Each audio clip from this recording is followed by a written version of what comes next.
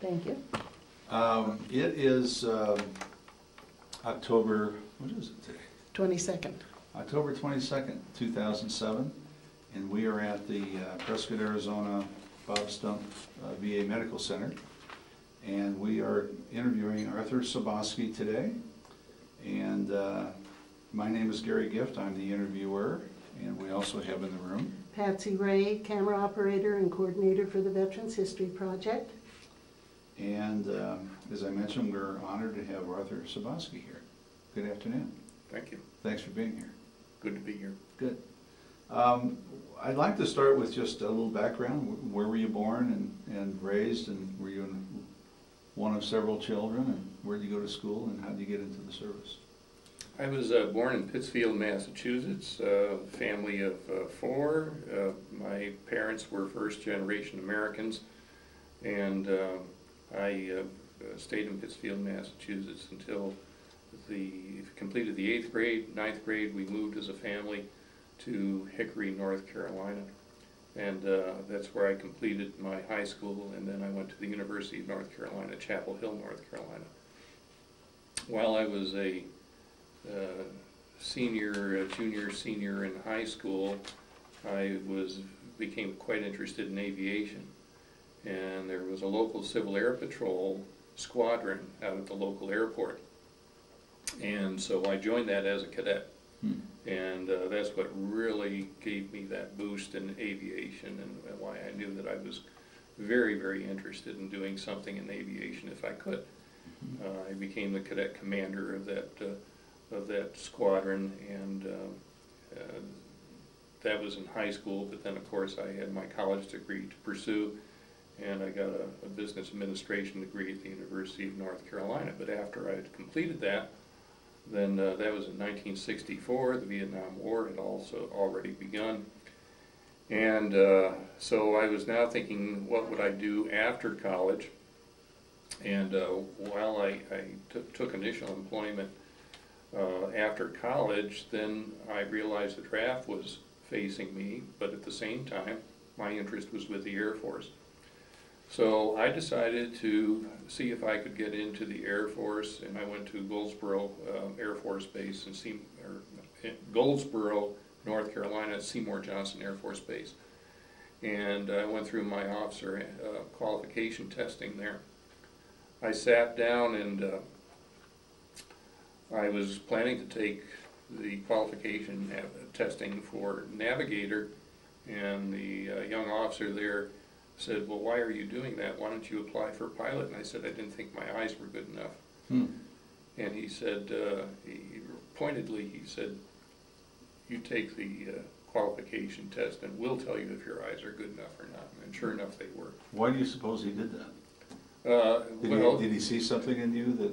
I don't think he was clairvoyant in any way. I think it was essentially that they needed some pilots.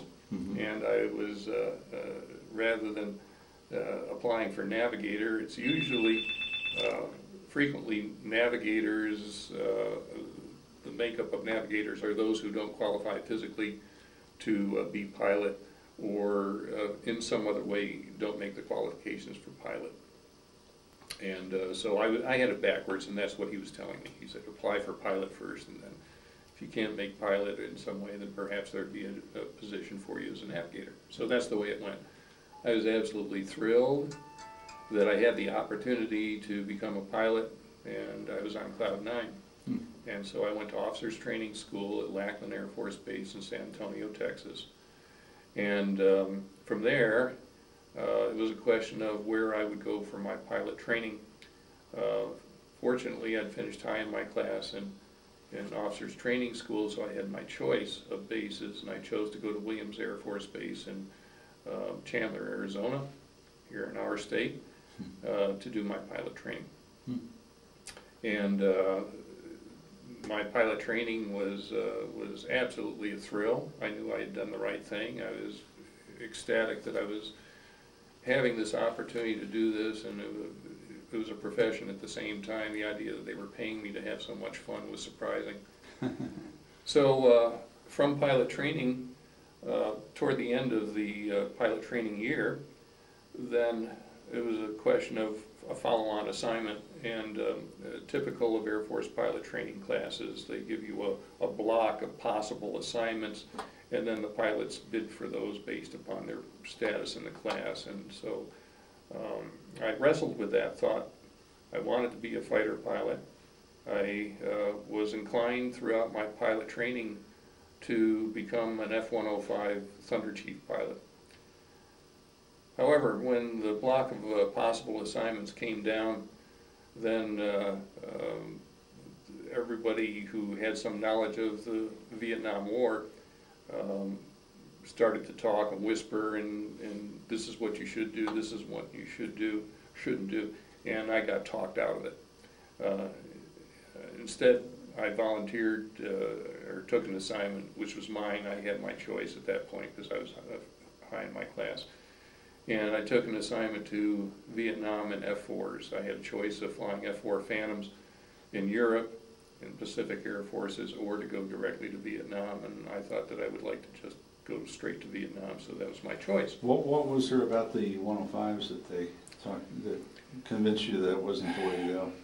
Some people who were returning from Vietnam said, oh, the F-105, it's a plumber's nightmare, and that is if you take a hit in that airplane, it's got so much hydraulics that you don't have a chance of getting out of the airplane.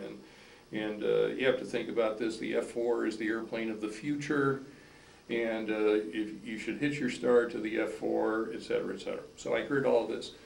So what I did is I went next door to we had a fighter squadron next door of F-5 freedom fighters, and a lot of those gentlemen had returned from Vietnam, so I just walked in and said, can I talk to anybody who wants to talk about my dilemma? What should I choose to do? And they were sort of a mixed group, but they tended to say, you should go for the F-4. So I did. Okay. And I figured they had the knowledge and the experience. Mm-hmm. What they didn't tell me was, and they didn't have a way of knowing, was that you start off in the back seat of the F-4, because at that time the rear seat pilot, or the rear seater in the F-4 was a pilot, not a navigator, not a rear seat observer, but a pilot. And the policy at the time was to have 2 pilots in the F-4s in the combat theater. That time the Air Force thought that it was for greater safety, greater mission accomplishment, to actually have 2 pilots rather than a pilot and a navigator. Mm-hmm. So I got into the F-4 under the promise that I would only be a few months in the rear seat, that the escalation of the war and the throughput of pilots was occurring so rapidly that the pilots in the rear seat were upgrading to the front seat within 6 months, 5 to 6 months. And with that in mind, I thought, well, this is what I want to do.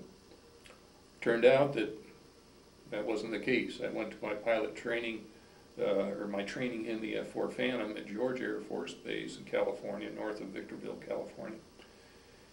And I went through a replacement training unit, so there were about 70 of us, front seaters and back seaters all together. And then we went over to the Vietnam theaters. Some of us went to Da Nang. Others went to Ubon Air Base in Thailand. And when I got to my pilot training in the F-4, then at that point they said, well, it's going to take you a little bit longer to get into the front seat. So at that time they were saying something about 6 or 7 months to upgrade. Then I went over to Jungle Survival School in the Philippines en route to going to Vietnam.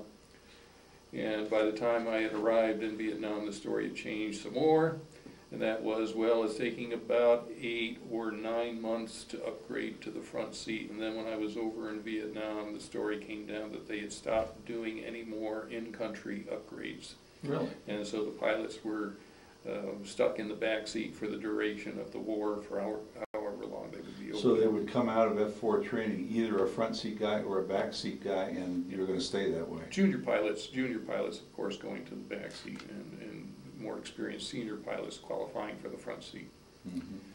I was paired up with a gentleman named Homer Lee. It turned out that he had, in my pilot training, he had been in the check section, the evaluation section. And so I was in student status while he was an evaluator pilot at Williams Air Force Base for my pilot training. And now we were paired up together. He had the nickname of Pinky Lee because he gave so many failures to students. So I had a little bit of trepidation about being matched up with this guy. He turned out to be one of the most wonderful people, and I couldn't have asked to go into a combat zone with a better qualified and more able front seater. And a good trainer, I imagine, huh? Yes, he was. And are the tasks significantly different between the front seat and back seat? Well, the front seat guy flies the airplane. Backseat guy has a stick and he has throttles, but he has limited other controls in the back seat. I could fly the airplane. I did some air-to-air refueling. I'd fly formation, those kinds of things. But when it came to doing the business of the F-4, and for us that was either one of two things. It was either to fly combat air patrol to protect other aircraft and to keep the Soviet to keep the North Vietnamese airborne threat, the MiG threat, away from other fighters or other bombers or such. The other role we had was a air-to-ground strike mission. And in both of those cases, there's very little you can do in the back seat other than to support the front seater. I am impressed here now to think of how many missions I had. I had up north, I think I had something like 44 missions in North Vietnam, and it escapes me how many total missions I had in South Vietnam. But what happened in my particular case was that they kept sending more and more pilots over, and particularly backseaters, which meant that we had too many pilots for the number of airplanes, and the amount of flying then was cut back drastically. When I realized that I didn't have a chance to upgrade to the front seat, and when I realized that I was getting fewer missions flying in the back seat, then I was a little bit unhappy with my circumstances. At the time, we had a flight commander who was going over to Thailand, to Ubon Air Base in Thailand, and I had heard that they needed some front seat pilots to fly T-28 propeller-driven fighter bombers over there.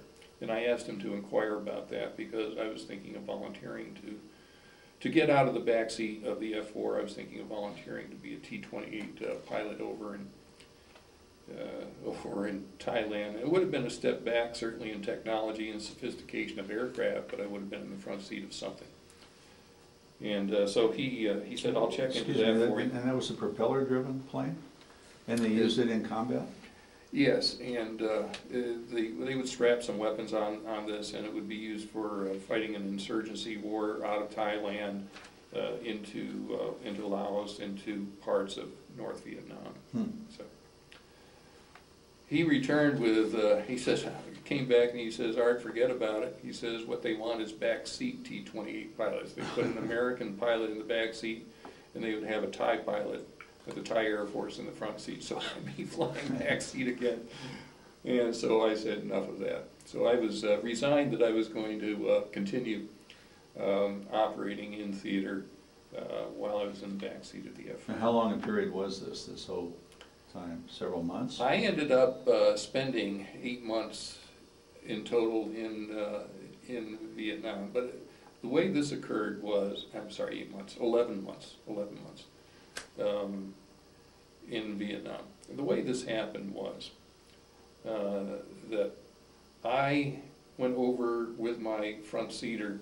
Homer and I went over to the Philippines to do some training in shooting the Sparrow air-to-air missile.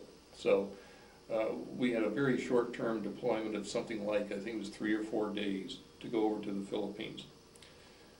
When I came back from the Philippines a few days later, then I walked into the officers' mess at Da Nang, and the place was abuzz among the backseaters, and of course we had a lot of backseaters, and they were all saying, "Well, you missed what had happened while you were gone to the Philippines," but they received a request from the Military Assistance Command in Saigon, they needed forward air controllers. And all I heard was they needed forward air controllers, you'd be flying your own airplane and such. And I walked out of the officer's mess, and I walked over to my squadron commander's trailer, knocked on his door that evening, and he came to the door, and I said, I'm a volunteer to be a forward air controller. And so I did that. And the next day, the word around the squadron was that Sabaski had volunteered to go be a forward air controller, and it was a funny feeling because among a bunch of the backseaters, they were saying, "Well, gee, you're sort of deserting the ship," this kind of thing. In fact, what I was doing was volunteering for a longer tour of duty, but I had seen the handwriting on the wall for backseat F4 pilots.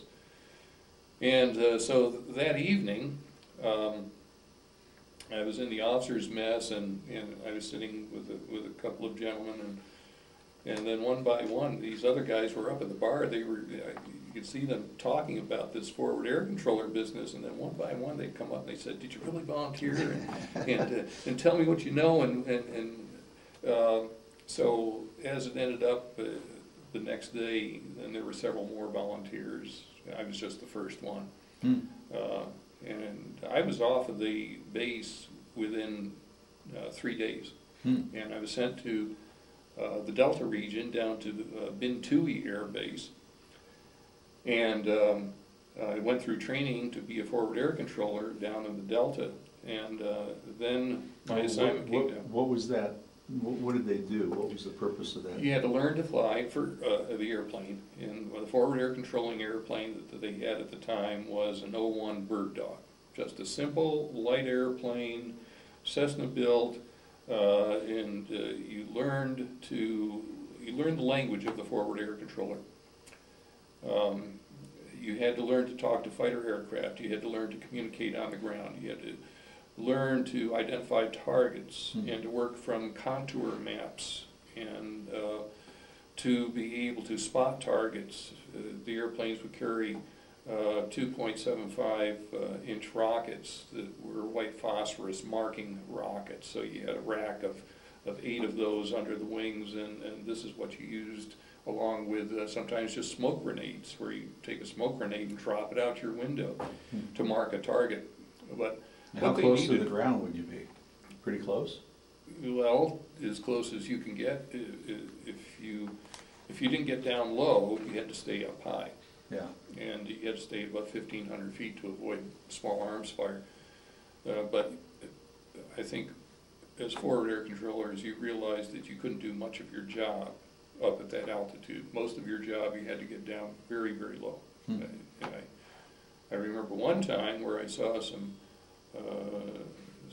Viet Cong in an area, and at first I caught a glimpse of them, and in order to come back around and see where they were, I had to actually come down and put my wing underneath a tree to do that. And so, as I say, you get about as low as you can go, and that's for your own protection. Yeah, that's a pretty high-risk job, isn't it? It depends upon what the ground threat is. It depends upon what the ground threat is. I ended up being assigned to the 9th Republic of Korea Division, and the 9th ROC Division was spread along the east coast of Vietnam from Phan Rang up to Tuy Hoa. And so it was all a coastal area, which was not the highest threat area. Some of my fellow forward air controllers were assigned further in country, further to the west, in very mountainous terrain and very high threat terrain. I got shot at, but again, it was not as high threat an area as some of my compatriots had to put up with. Yeah. When you were shot at, was it mostly, was it sort of any sort of anti-aircraft, or was it small arms fire, or what? No, it'd be a mixture from small arms fire to automatic weapons. Machine guns or something? Yes. Yeah. Now, when I was in the F4, our missions were to either fly a combat air patrol where we would launch in the F-4s and in a 4-ship formation, or sometimes a 2-ship formation, day or night, depending upon what we were doing. But usually in a 4-ship formation where we'd be armed with air-to-air weapons, and sometimes the 20-millimeter Gatling gun, which was mounted in pods and strapped onto the underside of the F-4. The F-4 models that we trained in were F-4Ds in the United States and F-4Cs in Vietnam.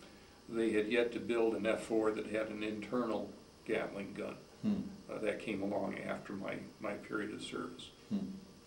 In those cases, then when we flew up to North Vietnam, then we might be shot at with anti-aircraft fire, and which the experience of that was just simply where you would see puffs or explosions or such. I didn't have too much of that. I really didn't have too much of that air-to-air, not air-to-air, but the ground-to-air fire from that on the combat air patrol missions. But you did get shot at a bit when you were doing air-to-ground work, where you were dropping bombs and shooting rockets and firing the Gatling gun, the pistol, at targets on the ground. And that's where we received the most ground fire. And again, it would be in the form of anti-aircraft 35 millimeter, what do we get, 35 millimeter and 75, I can't even remember the designations anymore. And the sensation there is that you can see the tracer rounds coming up at you and trying to dodge those. When I was a forward air controller, then the times I got shot at were in putting in fighter strikes, and then the dangerous part was afterwards, where after the fighters had expended their weapons, then the forward air controller has to go in and do a bomb damage assessment. And to do that, again, you know where you're going, you know that there apparently is an enemy down there, whether you can physically see them or whether they're embedded in trees. And you have to fly in, and that's when you're most at risk. I had put in a couple of F-100s, and it was sort of a tree buster mission. I couldn't really see anything down there, but according to our intelligence, then I had the coordinates of an enemy target. So I located the target as usual. I marked the target with some Willie Pete rockets, and then these guys were pretty good. They were pretty good, and they just sort of took it from there and worked the target over, and then all I had to do was just talk to them and move around their weapons. So they pulled off, what we say pulling off high and dry. They were done, and the only thing they had left was some 20 millimeter, and they asked if they wanted me to put that down there, and I said no, it's a wooded area and such, so don't bother putting that down, because usually that stuff will go off in the trees and it won't have that much effect. So this happened to be a target that was on the side of a mountain. Again, very wooded. The winds were quite strong. There was only one direction I could come in from, and I had to come in off the top of the mountain and come down close to the trees. And they had apparently, the Kong had apparently figured that out too, because somebody had mounted a 30 caliber machine gun up in a tree, or at least they had some place to shoot through a hollow area through the forest, and they were just waiting for me, and that's about as close as I want to ever come to getting hit. I never did get hit, but I saw the tracers coming up and went right underneath the airplane, and I just knew I was going to be hit, but I didn't do it. With that kind of plane, it probably doesn't take a lot to bring it down then, huh? Because there's nothing. The only thing that, it's almost laughable, the only thing that you had to protect you at all was you had a piece of 1/4-inch steel in the seat. But even that, I knew a guy, a fellow forward air controller, who took a round right up through the seat and went right into him. Wow. And but he was fortunate that before he lost consciousness, he was able to land in a helicopter landing zone, so he crash landed his airplane there, and they were on him right away and pulled him out before the Viet Cong could get to him. Wow. So In this case, I just, I think I said something like, "Holy shit," or something into the radio when they shot at me, and then the fighter, those two F-100 pilots hadn't gone that far away, and I said I just took some 30 cal from that site, and they came right back, and they put their 20 millimeter down on top of that target, which I wanted a little bit of revenge at that point. Yeah, go get them. Well, after you mark a target and then you call your attackers in, you're hovering somewhere nearby, so you're sort of observing as they attack as well? That's the whole purpose of the forward air controller. The rules of engagement were that anything south of the DMZ, then forward air controllers were required to engage with any kind of hostile forces on the ground. And the forward air controllers had to be Class A forward air controllers, which meant that they had to have some kind of fighter experience. That's what qualified me to do the job. Because I had been in the F-4 up at Da Nang, I had the fighter experience, so I qualified to be an in-country forward air controller. And that's what they were running short of. That's why they put out the call for in-country forward air controllers, because they just had a shortage of guys who had the fighter experience. And anyhow, the Army was allowed to engage the enemy without a forward air controller, but the Air Force was required to have a forward air controller to put their weapons down. Okay. So they never free fired. There were some free fire areas to the west, but for the most part, the Air Force was controlled by the forward air controllers, particularly if there were friendly forces nearby, populated areas, those kinds of things. Now, I'll go back a little bit here, because this reminds me, when I was in F-4s at Da Nang, here's a case in point. We had something that we called Coyote Alert. It was two F-4s that were cocked with weapons loaded on alert, so that if there was some kind of a critical need to bring in a couple of fighters, then we could launch out of Da Nang. And we would launch, I think it was something like, we'd be launched within 10 minutes or 12 minutes, it was something like that. So we could get off pretty fast. We were alerted one day, and this is not a pleasant story to tell, especially from my perspective, but normally I was paired up with my front seater. And whether I was on alert or we were doing fragmented missions or frag missions or whatever it would be. But anyhow, I was put on alert with a front seater I had never met before.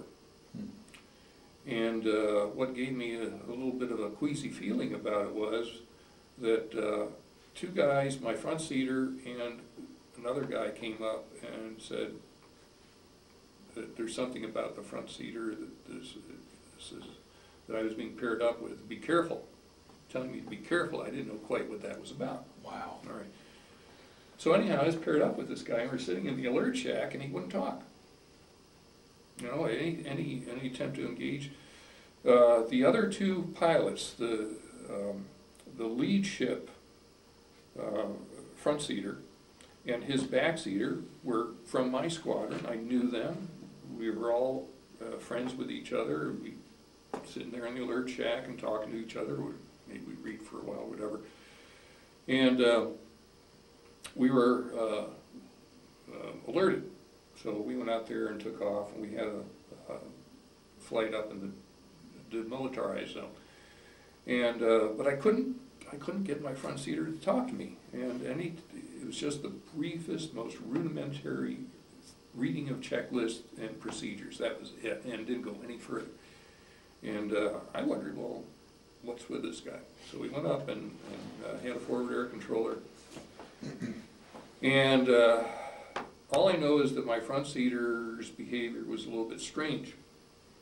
And as lead aircraft went in and worked over the target, expended all of his weapons, we had a mixed load of weapons.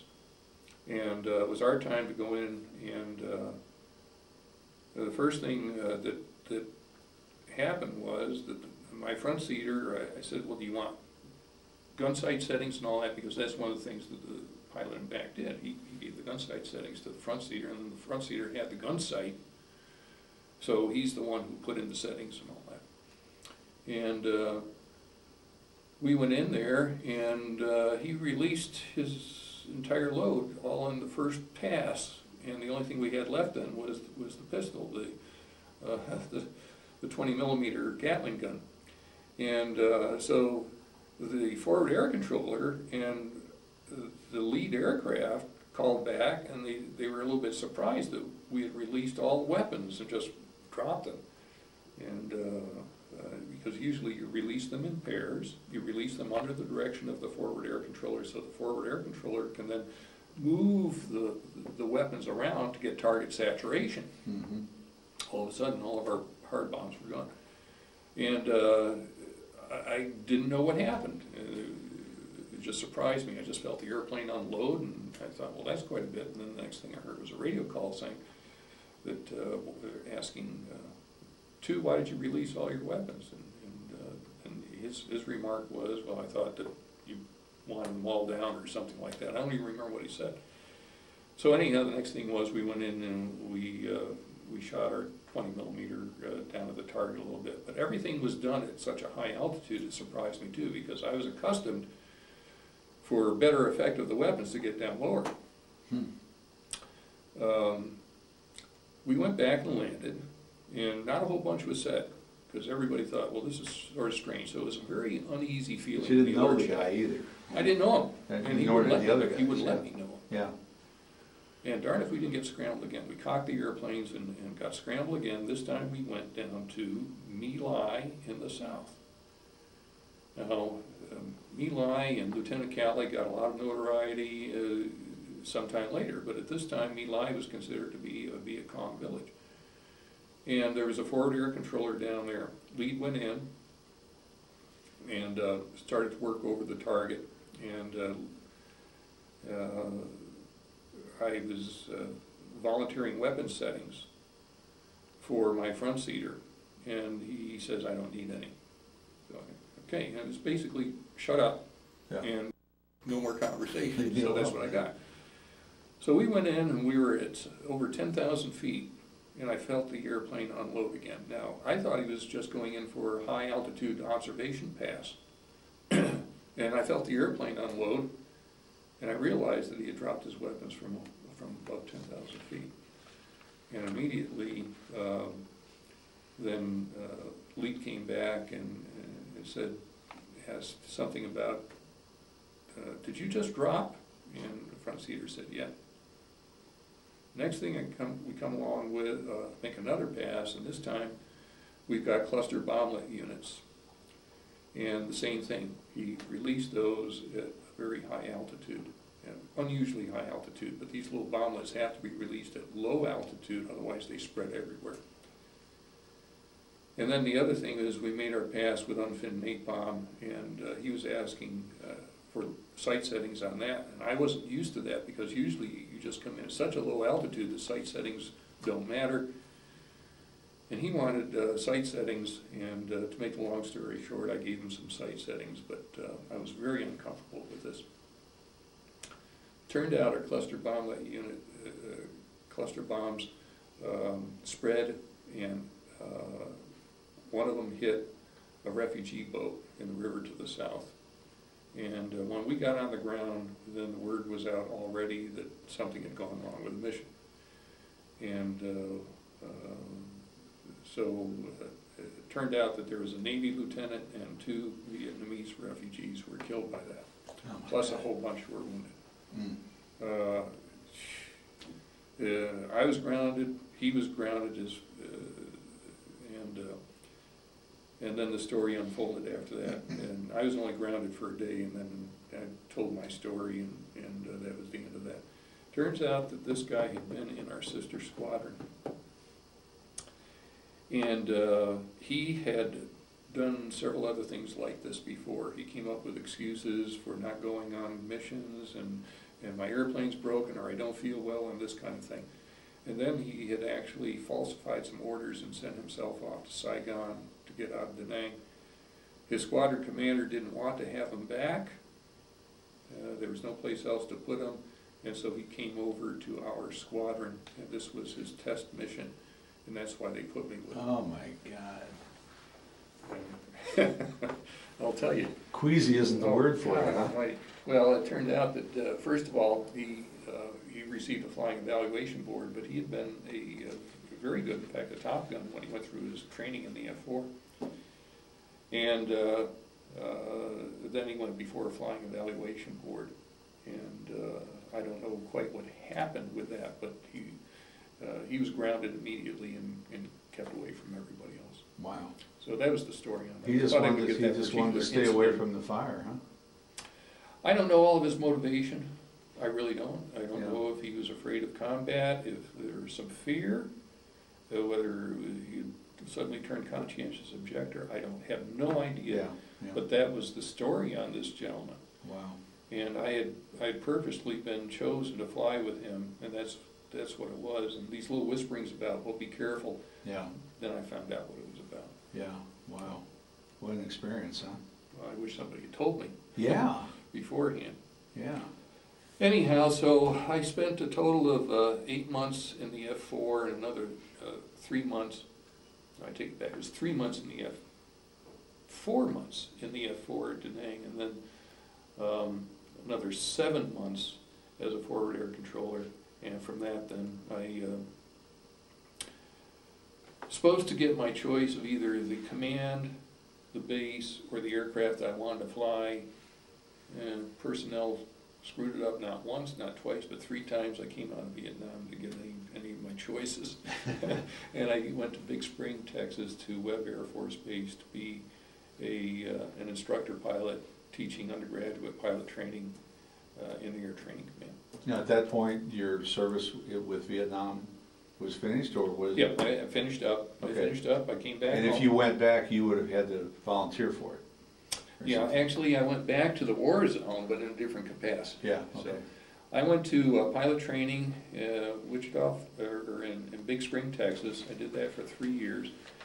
And then I was chosen to go up to Wichita Falls, Texas, to Shepherd Air Force Base, where, because of our disengagement from Vietnam, then we were training Vietnamese Air Force pilots, and I went up there to help start up the pilot training for these Vietnamese students.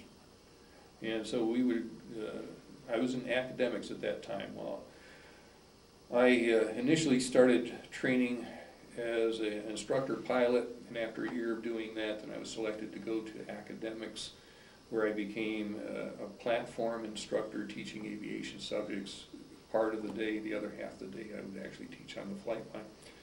And then when I was chosen to go up to the Military Assistance Program operation in Shepherd Air Force Base, then I was an academic instructor and also training Vietnamese student pilots in the aircraft, same thing. Mm-hmm. And I did that for several months, and then I became the chief of training up there, so I was a chief. I was in charge of the academic training. So after doing that, or while I was doing that, now this had put me at the 4.5 year point in the Air Training Command, and it was a question of what was I going to do next.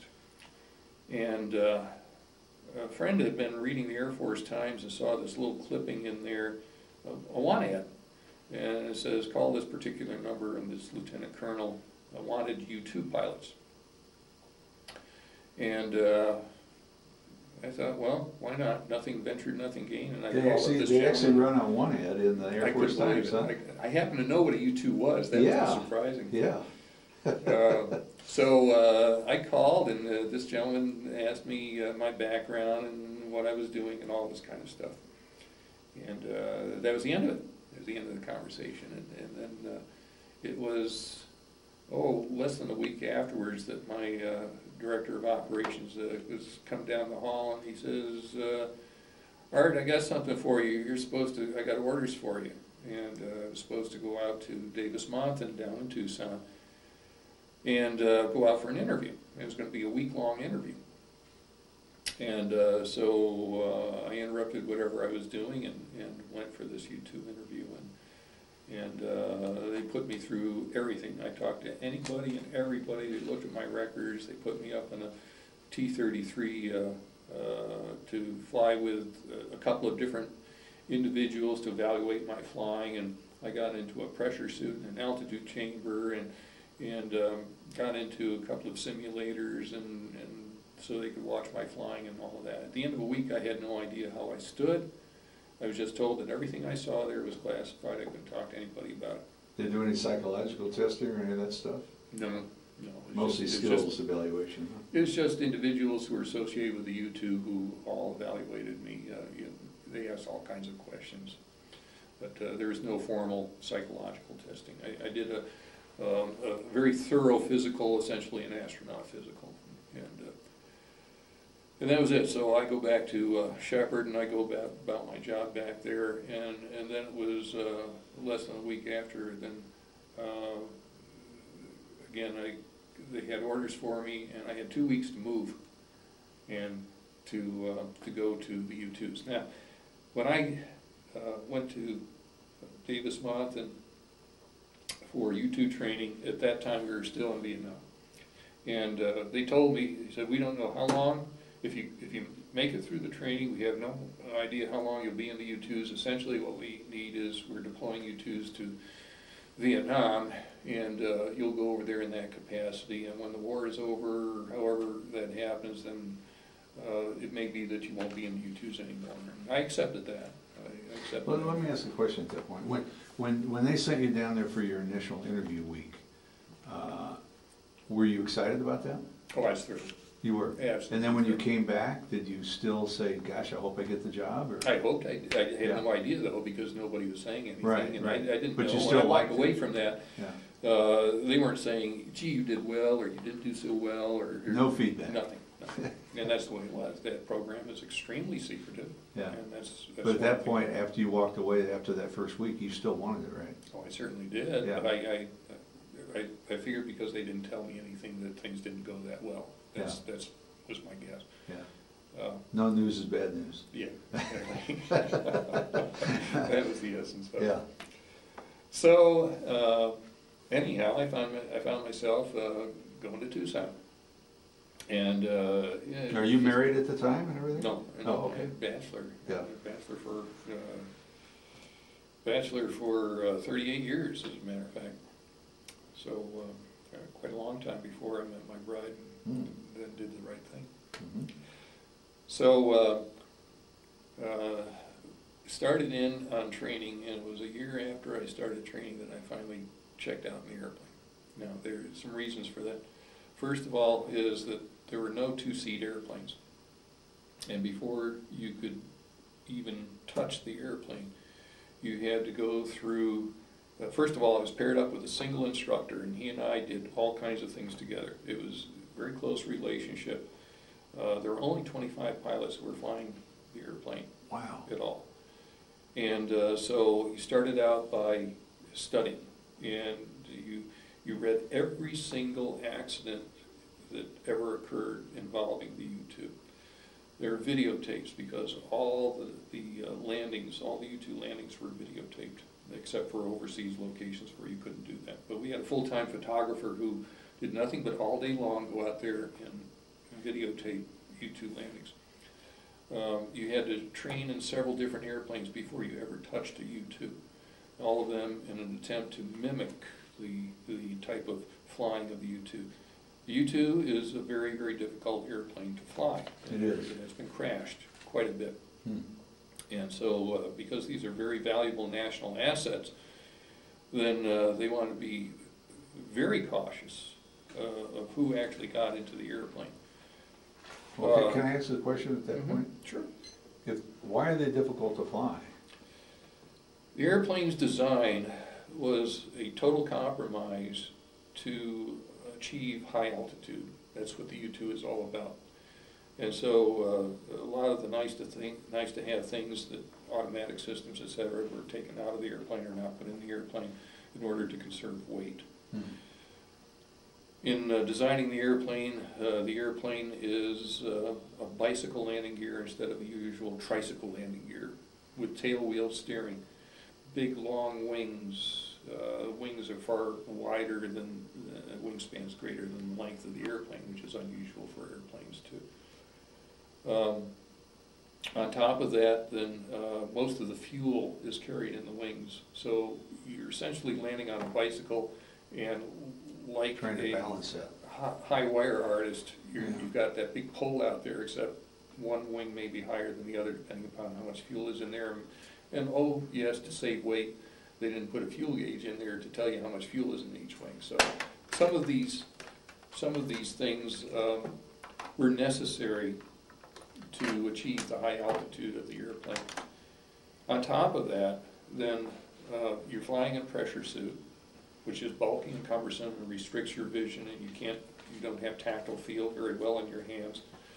For the most part, manual flight controls augmented by some hydraulic systems, but the airplane has to be landed in a complete stall, and it has a tendency to ground loop, or it has a tendency to dig in a wingtip, those kinds of things during landing.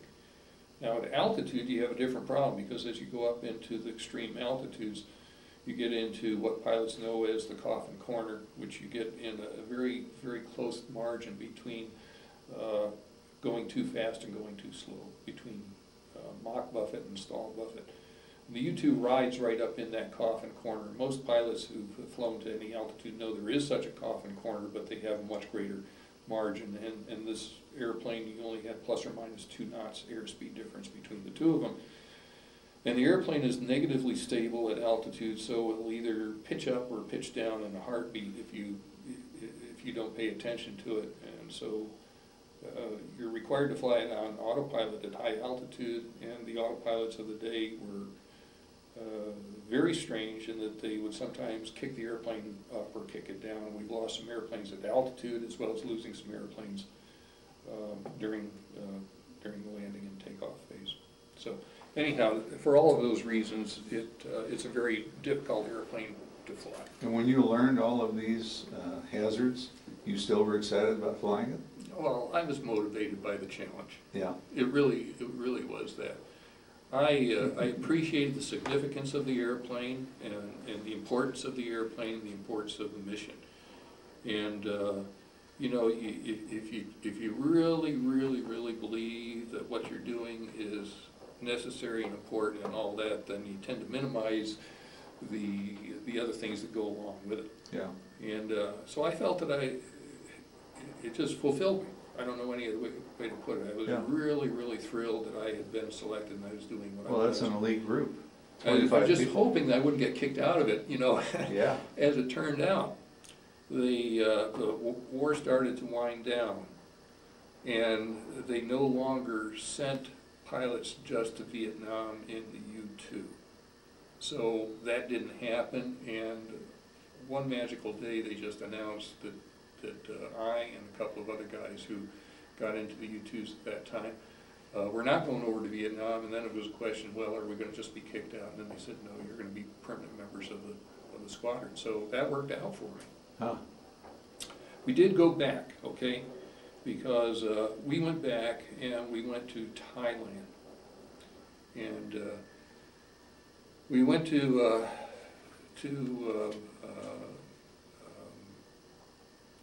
be in Thailand to do the intelligence collection mission, and the war ceased at that time, and of course there's the mass exodus out of Vietnam, and a lot of the refugees came into the bases in Thailand and such, and the mass evacuation and such. So I was going back and forth to Thailand. I had 3 two-month tours in Thailand during that time frame. So we were still actually in a combat role after the war was over, which the Internal Revenue Service didn't really understand why I was trying to claim combat pay when they said, well, the war is over. Yeah. So, you know, it took one of those little special sets of orders to say, you know, we're supposed to be getting combat pay. But so I ended up spending off and on some 17 years associated with the U-2, either actually flying, commanding units, or I went to the Pentagon in Office of Joint Chiefs of Staff in the Joint Reconnaissance Center. And I was a staff officer, but I brought in my U-2 reconnaissance experience, which brought me there to the Pentagon to work reconnaissance and intelligence operations in the Joint Reconnaissance Center. You must have had a high classification for secrecy. Yes, and that was part of it, and that is that you, of course, had to go through all of the intelligence screening for that, the security screening, I should say. I don't know about the intelligence, but the security anyhow. Yeah. And yes, we were cleared into, first of all, as pilots, we were cleared into certain code word intelligence. And then when I went to the Pentagon, then there was certainly a lot more of that because of the classification of all the reconnaissance programs from all the services that in joint operations I had to deal with and work with. While I was, I spent 4.5 years at that time spending, or flying the U-2. And a new U-2 came along, and the older U-2s and the new U-2s were being flown together. I got into the newer version of the U-2, which very secretively was built, which was a third larger than the old U-2, but nobody was advertising that there was a new U-2 that was built. Everybody was fascinated with the SR-71 Blackbird, and everybody thought the SR-71 was the latest word in high-altitude reconnaissance, but then very quietly, then a new U-2 was built. Now, so can you talk about any of this stuff? About what you did? Or I can talk about the things that aren't classified, that I know not to be classified, sure. Yeah, I mean, like what kind of missions did you actually fly? Can you talk about that? Well, the U-2 was being used frequently at a couple of fairly permanent or semi-permanent operating locations, or OLs. In Thailand, we had an operating location. We were also operating out of Korea because of the North Korean-South Korean threat, or the North Korean threat to the South Koreans. So we were flying U-2s out of an air base there, Osan Air Base. And then we, as a result of the aftermath from the war between the Israelis and the Egyptians over the Sinai Peninsula, then Secretary of State Kissinger negotiated an agreement that the U.S. would broker the Israeli withdrawal from the Sinai territories that they had conquered. So there was also a brokered agreement that between Syria and Israel, and that U-2 would be used to fly missions over Suez and the Sinai area, and also on a separate, completely distinct mission would be used to broker the agreement or the disengagement between Syria and Israel over the Golan Heights. Initially, SR-71s were used to provide this photographic evidence of who was doing what. Mm-hmm. But the SRs were flying out of England and flying all the way to the eastern Mediterranean. It was prohibitively expensive. So the U-2s were placed in Cyprus at Akrotiri Air Base, which southern part of Cyprus was sovereign British territory. And so, in agreement with the Royal Air Force and the Sovereign British Authority, then we had placed a U-2 there. And so we were also at the same time using U-2s to fly around Cuba, monitoring the Cubans after the Cuban Missile Crisis. these were principal areas, but the U-2s were often employed to go to hotspots. For instance, we took a U-2 and flew to Roosevelt Roads in Puerto Rico en route to go to Ascension Island in the Atlantic, where the Soviets had actively engaged in Angola, and there was the war there.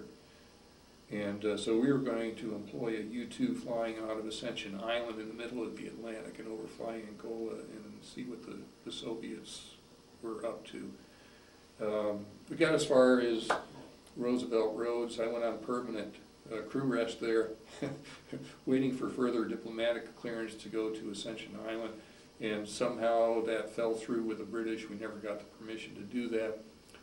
And so after spending 2 weeks in Puerto Rico, going to the beach and the officers club and the handball court and taking in movies, and while I was on permanent crew rest, then we returned back home to Tucson. But the U-2 was used virtually any place and everywhere it was needed at the time. For example, with this, the interest in North Korea and building nuclear sites and stuff like that, that would be a typical type of target that you would want to photograph to see changes and that sort of thing? Yeah, the U-2 is a vulnerable airplane, so we don't want to fly over high threat areas because it could be shot down. But in the standoff mode, looking across the demilitarized zone into North Korea, the U-2 has sophisticated equipment that allows it to do that. Yeah. How are we doing on time, by the way? I haven't been watching. Oh, okay, we are roughly, we have about another 35 minutes. Okay. Yeah.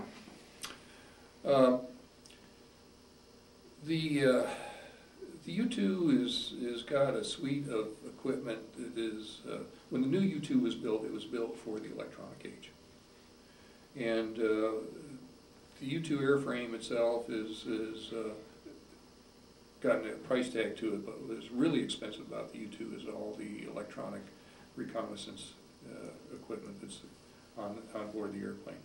And the airplane is able to take pictures using its onboard radar and sophisticated advanced synthetic aperture radar can take a picture that looks like a standard wet film picture, except it looks like a negative instead of a positive.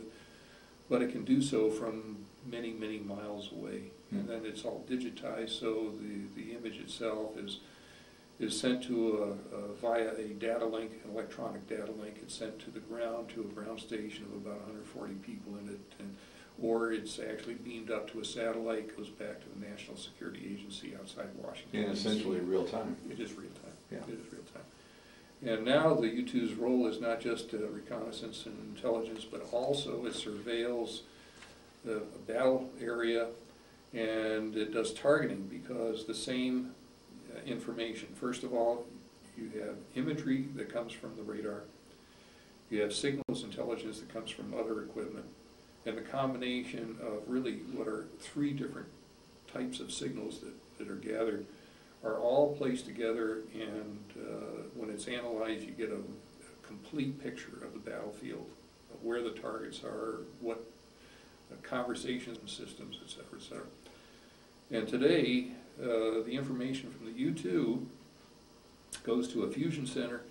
The data is quickly processed through computers, and in a matter of moments is sent via satellite back to the battlefield area or a nearby air base where strike aircraft, F-15, B-2 bomber, whatever, take off.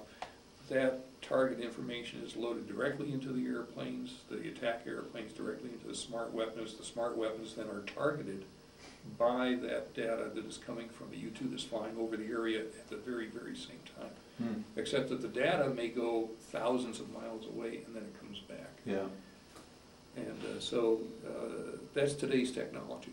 That's one of the things the U-2 does, is this battlefield intelligence and targeting of smart weapons.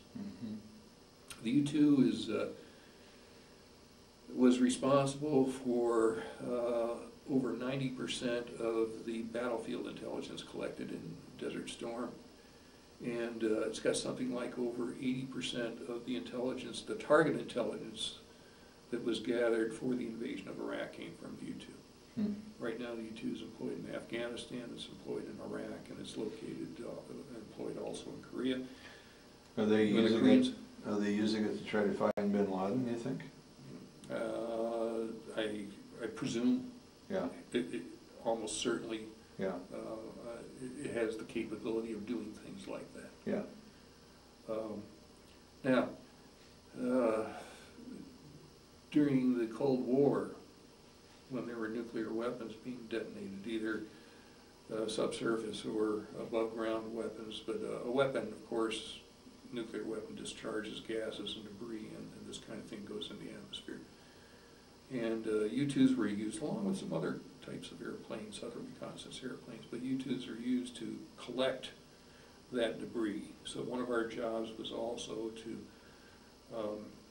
after a detonation, depending upon where the dispersal of these particles goes, then we would use meteorological data to find where the debris cloud went, take a U-2, fly through the debris cloud. We had equipment on board that could detect the radiation and give us an idea of which way to go, and we would actually fly through the debris cloud and gather debris and gaseous samples so that scientists could then determine type of weapon exploded, yield, type of shell casing, the fusing, et cetera, et cetera. So that's how we kept up with the nuclear weapon technology built by the Chinese, by the Soviets, et cetera, et cetera. Did you ever fly through one of those? Yeah. Did you? Yeah, sure did. When you do that, then the airplane is radioactive. It's contaminated, yeah. In the cockpit, you have to turn off your suit ventilation, pressure suit ventilation, and of course that's when things can start to get very hot, uncomfortable, this kind of stuff. And you just continue to breathe 100% oxygen, which we do all the time in the pressure suit. And then you look for a rain cloud someplace to wash the airplane, or if there isn't anything like that, you just go without it, but then you come back down and the airplane is decontaminated. You're pulled out of the seat by a decontamination team. You have to go through a decontamination process and such. Huh. And, you know, I don't know, I can speak for myself. I just figured, well, this is something we do, and there are probably enough safeguards. I did have one pilot, though, with a particularly hot cloud, Chinese detonation, and the cloud split going east when some went north, some went south, and then part of the cloud wrapped around, went over India, and ended up on the western Mediterranean, and this other pilot went up there and flew through it off of Spain, and it was still really, really hot. He got a hot suit. Really? Yeah, and I don't know why he actually got some particles up against his skin and such, but he continued to fly the U-2. He no longer did air sampling. Huh. When you were, how many years did you fly the U-2 on missions? I flew for 4.5 years, yeah. 5.5 years. It was 5.5 years, because I was 4 years at Davis-Monthan, and then the U-2s were moved to be with the SR-71s at Beale Air Force Base north of Sacramento, California. And I flew another 1.5 years there. Then I got my assignment to the Pentagon, working reconnaissance operations, including the U-2. And I participated in some of the some U-2 planning and that kind of thing. So I was always affiliated with the U-2. I did that for 3 years, and then I went overseas to Cyprus to be the first permanent commander of that U-2 operation in Cyprus. I'd already been there as a pilot, but I went over there to be the first permanent commander when that detachment was going to be there for a while. So I did that. Then I came back from there. I went to, at that point, I went to the Air War College, and I spent a year in the War College. So at that point, I wasn't affiliated with the U-2. From that, I went back to Beale Air Force Base, and I worked in operations there. Of course, had U-2 and SR-71 operations there. After that, I went to the Air Staff, Headquarters Air Force, and I was the assistant division chief, but my primary job was to be the chairman of the Air Force's Reconnaissance and Intelligence Panel, where I was in charge of the programming and the budgeting for the Air Force's reconnaissance and intelligence operations, which was inclusive of the U-2, SR-71, and a lot of other platforms and other things going on. Well, during this period of time when you had this, I mean, you were in a very elite group for a number of years. Did you, was it, I mean, at some point it became, well, this is my job, this is what I do every day, this is what I do every week, this is what I do every month. But did you ever sit back and reflect from time to time the position you were in, vis-a-vis the rest of the world? Well, yeah, yes, and it was very sustaining. It really was. I bet it was. Because no longer were we in war. Most units are practicing for the hostilities that may come up at any time. And it's one thing to be in training for something, but imagine the immense feeling you get from knowing that you are actually doing something right then and there that is important to keeping you out of war, that's important for intelligence collection, for decision-making, national decision-making and such. And when you go on an overseas mission as a U-2 pilot, then depending upon where you're going, but for instance, going over to Cyprus, you go through Washington, D.C., and what we had to do is go to, first stop was the National Photographic Intelligence Center, which is a department of the CIA, and you went down to this building, this nondescript building that just had a big fence around it, multi-story building, and you went there and you showed your Air Force ID and such, and when then somebody would come out to the gate and get you and bring you inside, and then you went in there and you got your briefings before you went overseas. And then you would also then drive out to the National Security Agency and show up at the gate of the National Security Agency and again show who you are, and then somebody would come out and get you and brief you on the communication security and intelligence information and all that before you went over there. And then you also realize that when you're flying some of these missions, because of the sensitivity of the mission, that in the White House Situation Room, your mission is being briefed, and not only that, they know the name of the pilot who's doing it. Yeah. And that gets your attention a little bit, because you realize that there's some importance to what you're doing. Oh yeah. Now I went over. I started commanding units. I went over as a temporary duty commander of a detachment operation in England. And this is when we were considering deploying U-2s to England and what we might do there with some of the equipment that we were carrying, and this was during the Cold War. And so that was my first opportunity to actually command an operation. And then after that, I went to Florida as a temporary, just a 2-week commander while the regular commander went on vacation. And then I went over to Cyprus as a year-long permanent commander of a U-2 operation there. And the secrecy, because being on foreign soil, working with the British, I worked directly with the U.S. ambassador. The previous U.S. ambassador had been killed, shot in Cyprus, and so the security was extremely, extremely tight. I worked with British intelligence services and such, and the U-2 operation was critically important to what we were doing in the Middle East. So it was a very high profile of what we were doing. And I found that out because who I worked with, who I talked to, and such. So the further along you went in the command structure, up to the Pentagon and everything, the more you saw the piece of the U-2 connected to the bigger picture, right? Well, and the U.S. ambassador makes a trip to your little detachment and comes in under armed guard to see your operation, or when you get a call to come up and talk to the ambassador, or when the British Secretary of Defense visits from the United Kingdom and then makes a special quiet trip to go over and to see your detachment operation, and you're in a room no bigger than this, and you are personally briefing the British Secretary of Defense with 2 other people in the room, and there's a little gravity to what you're doing. So Yeah. yes, I did appreciate that. I I can appreciate that imagine. very much. Yeah. Did you ever, After- excuse me, but did you ever,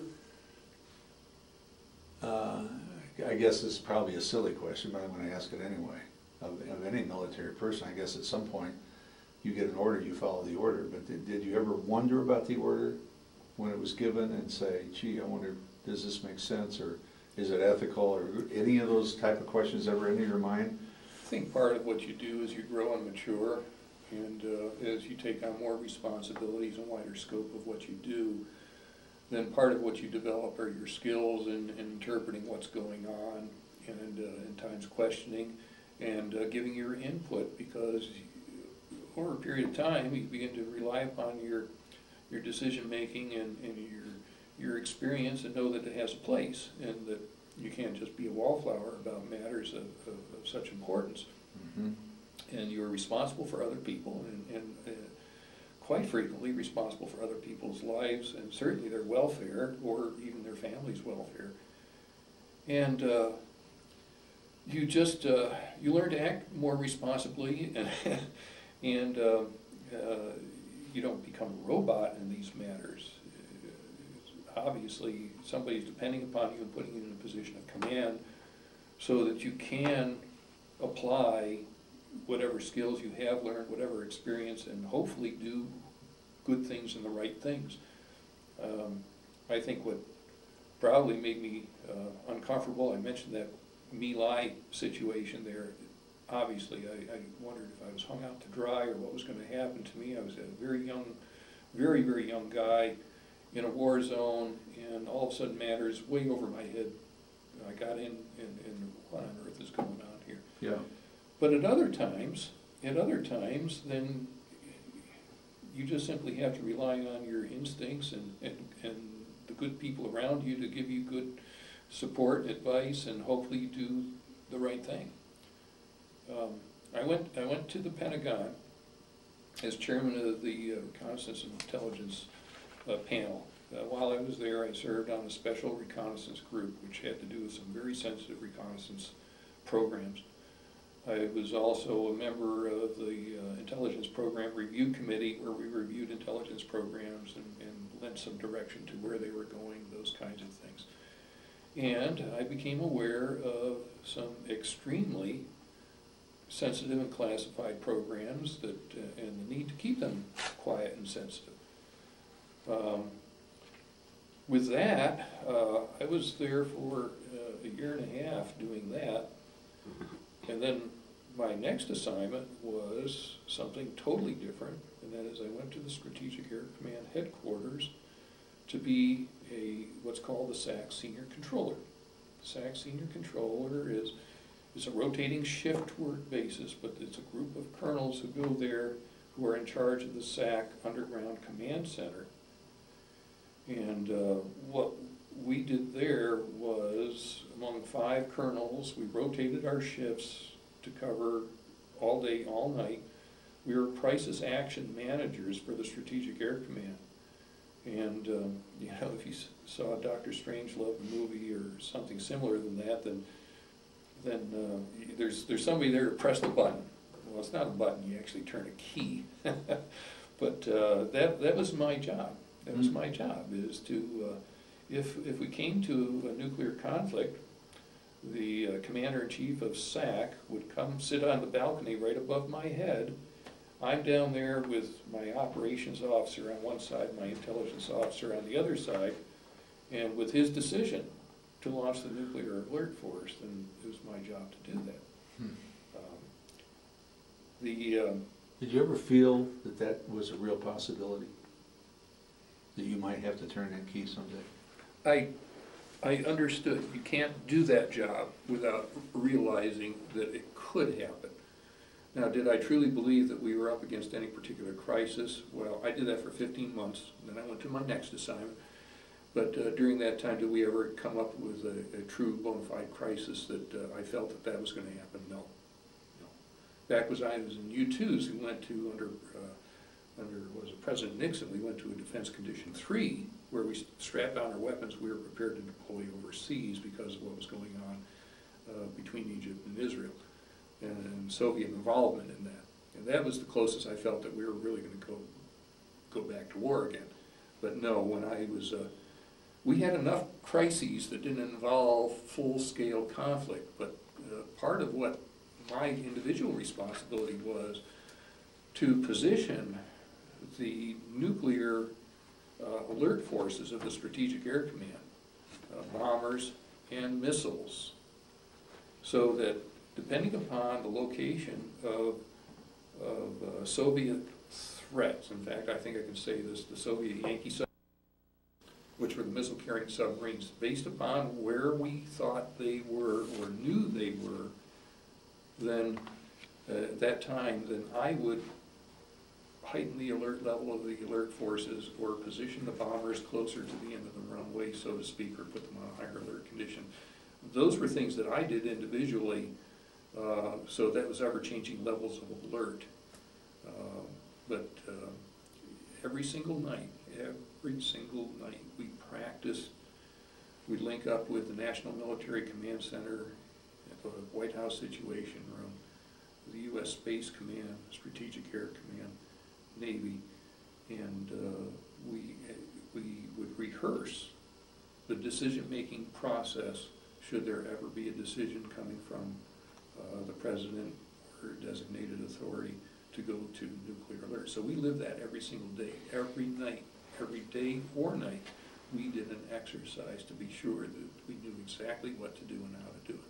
Did you feel that, this is kind of two questions. One, did you feel like you were, in retrospect, maybe you didn't realize it at the time, but looking back on it, did you feel that you were at a level of stress in your life? And were there periods of, hills and valleys and stress?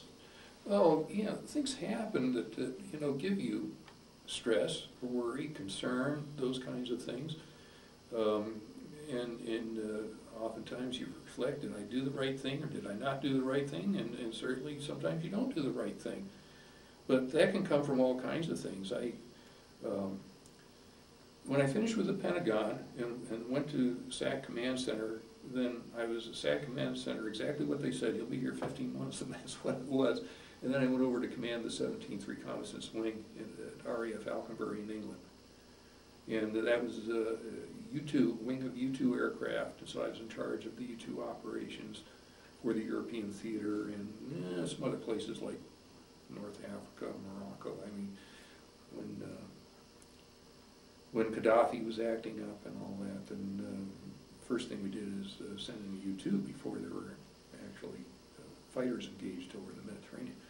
But sure, while I was over there, Pan American, what was it, flight 101, the crash in Lockerbie, Scotland, that went down. I was concerned that some of my people were on that because we regularly used that airplane for people to come back and forth to the States. I was in a meeting one day, and all of a sudden, a lady comes in, hands me a note, one of my airplanes crashed. And I didn't know anything more than that. It turned out to be airplane was on a taxiway, had landed from a mission with one of my pilots. Strangest, weirdest occurrence. There happened to be a British construction worker who had one of these big front end loaders, and had a jackhammer off the back of it, and he had the thing in gear, or it went into gear, and all of a sudden this thing goes out onto the taxiway, dragging the jackhammer, with this guy running after it. Oh, Jesus. And here comes the airplane. And this unmanned front end loader plows into the side of the airplane, and of course the airplane had to be dismantled and sent back to the States for about $1 million in repair from that. But all I got, the only word I got was that I lost an airplane. And you can imagine the things that go through your mind at that point. But I think that's part of it. you learn to handle those kinds of things. I didn't get nervous twitches or anything like that, but I certainly would stay up at night thinking about things that were my responsibility and things that had occurred. I had a lady who attempted to commit suicide, one of my young enlisteds, who attempted to commit suicide, and what a bizarre affair that was, and such. But yeah. When you retired, did you feel the decompression, like a removal of stress? No, that went into the airline business. Different kind of stress. I had one more assignment after my as scheduled 2 years in command of the 17th Reconnaissance Wing, and at that point I was making decisions about, okay, I felt that I could probably get promoted to Brigadier General, but I had to balance a couple of things, and that is that I knew that that would be going back to a headquarters, what I would be in charge of. I had been on the move. At the end of my Air Force career, I had made a major move every year and a half of my life. Not major, those are major moves, not the little short puddle jumpers. I had spent 5.5 years outside the country, and I felt that I had to consider my family situation and such. So I asked for, and I got, my last job was to be an Air Force ROTC detachment commander in San Marcos, Texas.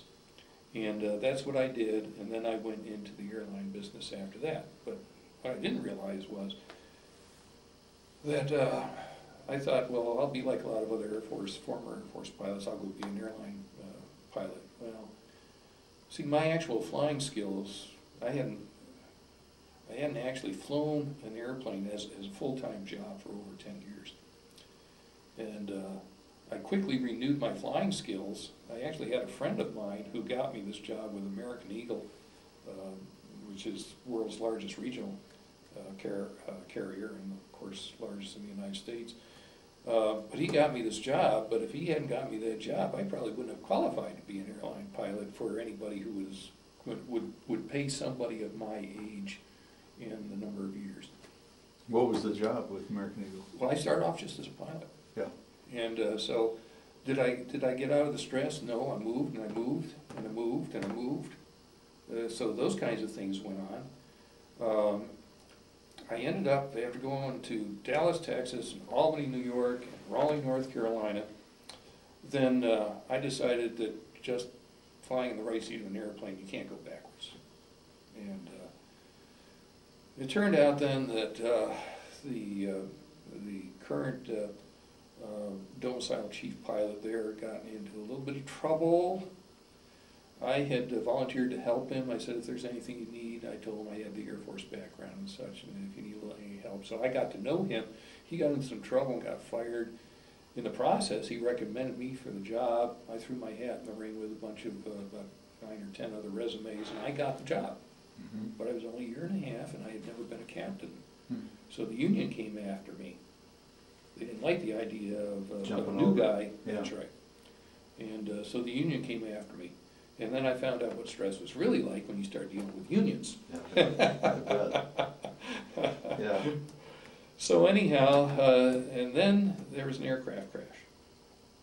And I had actually befriended a councilman there in Raleigh, North Carolina. And the next thing I knew, I found myself, even before he told me, I found that I had been appointed to the Airport Authority's Aircraft Noise Abatement Committee. So I'm out there one night in a committee meeting, and my pager goes off. I go to the phone, and one of the airplanes crashed. Mm-hmm. And that turned the world upside down because people were killed, and fingers were pointed at me as the domicile chief pilot. Why didn't I know that this captain supposedly had flying deficiencies and this kind of thing? So people were suing the company, and of course I was going to be one of those key figures to be sued for, et cetera, and state court in North Carolina, and federal court, and eventually in Texas, and all this kind of stuff. And that was pure hell. That took 3 years. And then I happened to be in Dallas, and again, get prepared to go to trial, and working with the lawyers and character witnesses and all this kind of thing, and all of a sudden there's a phone call, the lawyer picks it up, and he comes back and he says, well, Art, bye. It's all been thrown out of court. And they were trying to tell me all along it wasn't really about me, but I took that very, very personally. Well, yeah. Because I guess my professional pride and things I had done through my life, the idea that I would be responsible for lives of people who were killed where I wasn't even in the decision-making loop on that. It was totally implausible to me, and I saw the worst in people who get, I guess, upset and try to get recompense through lawyers and want to sue. And there are a certain group of lawyers who just love to do that. And they don't care who they destroy in the process. That may have been as stressful as anything I've ever gone through. And when they threw it out, I felt that it just stuck in my craw. I was soured on the business, I was soured on the legal profession, I was soured. I understand people who felt very tragic about what occurred, but I was never the same after that. In my regard for that particular profession. When was that? Oh gosh, that was, let's see, we go back, 1996 that occurred. Anyhow, American Eagle consolidated, and it took 4 companies and made 1 company, which meant that 3 of every kind of vice president, 3 of every kind of director of operations and such, then they all lost their jobs. I thought I wouldn't be working for American Eagle anymore, but my boss had asked me to be an acting director of operations, but I was too junior to be recognized by the FAA, so I acted in that capacity. Shh, don't tell the FAA. I just did the work, but I didn't get the position. They needed somebody to bring the seniority list of all the pilots together. I happen to have some skills in doing that kind of thing, so that was my job, and I became the manager of crew resources for the consolidated company. That's when Eagle became the largest in the world, and I kicked it off by bringing together all the company's pilot seniority lists, and it worked. I'm surprised it did work, but it did work, and so I was in that capacity when my wife and I took a vacation here to Prescott. When I lived in North Carolina before, I had entertained the possibility of doing some teaching for Embry-Riddle, and I went to Seymour Johnson, where I first started my Air Force career, and I was lined up to do a little bit of teaching on the side while I was doing my chief pilot duties. And I had gotten their approval, but all of a sudden things happened and they closed the operation in Raleigh. I ended up moving to Nashville, Tennessee, and then with a consolidation to Dallas. When we vacationed here, after a few days, Eileen and I decided that we liked it here very much. I said, why don't I call up Embry-Riddle? And I did.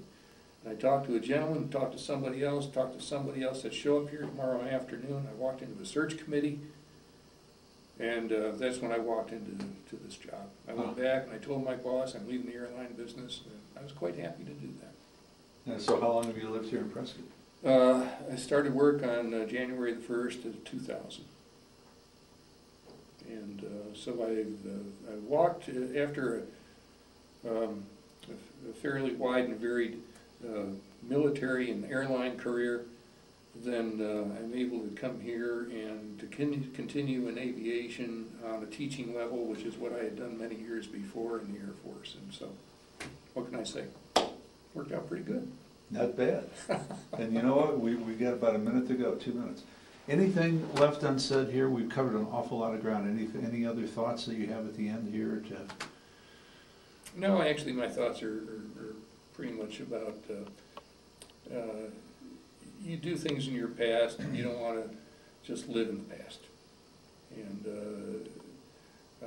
you asked me before about how I felt about this, and actually I can say that there is only one job that ever gave me pause, and that was when I was doing nothing but budget work in the Pentagon. And I didn't actually see daylight for over 2 weeks one time. And at that point I thought, gee, is the Air Force really going to be like this? But it turned out not to be. That stint with the crash in Raleigh, that was tough. That was emotionally tough. But other than that, my God, I couldn't have asked for anything better, including the combat. Surprisingly, I'm one of those who, I came out of that experience still feeling very grateful that I had that experience. And it was actually a rewarding year for me because I learned so much, and I felt that I did so much as such a very young guy. Well, And I wouldn't add anything else, that's it. I'd like to thank you for being here today. I wish we had another hour and a half to do this. But thank you for your service, by all means. Thank you for your service. Thank you folks for what you are doing in capturing this, and I'm sure you've got to be thrilled with what you're doing and the experiences you get to hear from everybody. And we get to meet a lot of people that have great experiences like you've had. Yeah, Thank you very much.